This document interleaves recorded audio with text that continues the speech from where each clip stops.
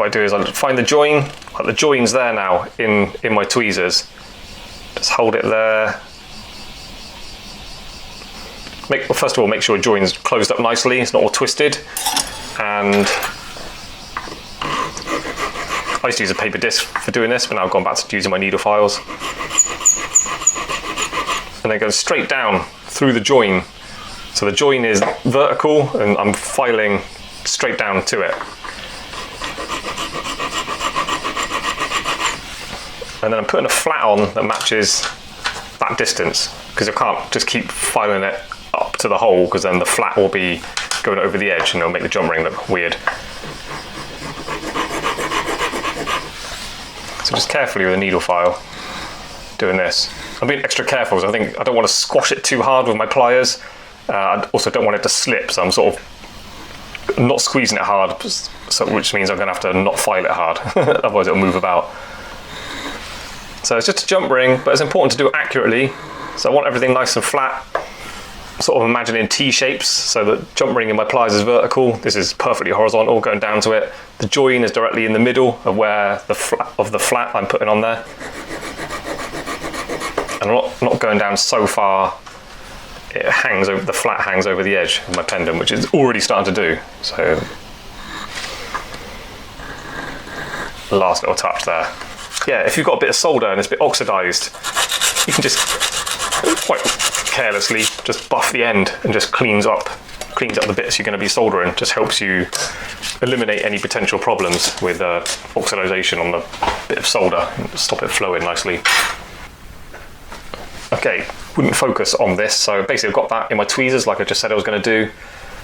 A little bit of flux on top. Oh, I just moved. Alright, so yeah, it's got to be in there gently. I've got it in my tweezers in the slot in my bench peg. Really gentle, so don't want to crush the metal. I'm just going to first burn this flux on.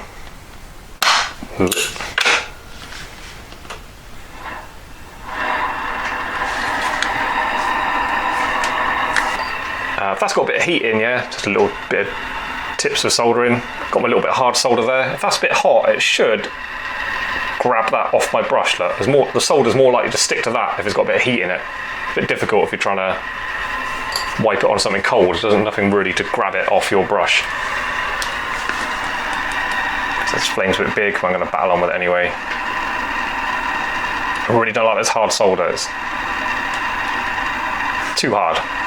It's like the metal's just starting to go and then the solder goes. I'm gonna add a little bit more solder. I think doing this, because it's so important, it's got to be a really strong join. I almost think it's worth putting a little bit too much on purpose. So when you solder them together, it really blobs around the outside, and then that little like rounded bit of blobby solder, cut it back with a rubber wheel. It's just to really ensure you've got enough solder on. Because if there's not enough, it breaks easily. It's just such a big problem.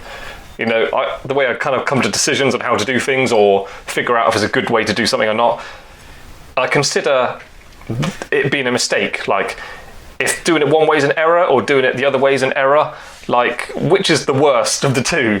It's a worse error to not have enough solder on and the join not be as strong as possible and then potentially breaking in the future. That's worse than putting too much solder on and then having to do a bit of extra work cleaning up that solder join.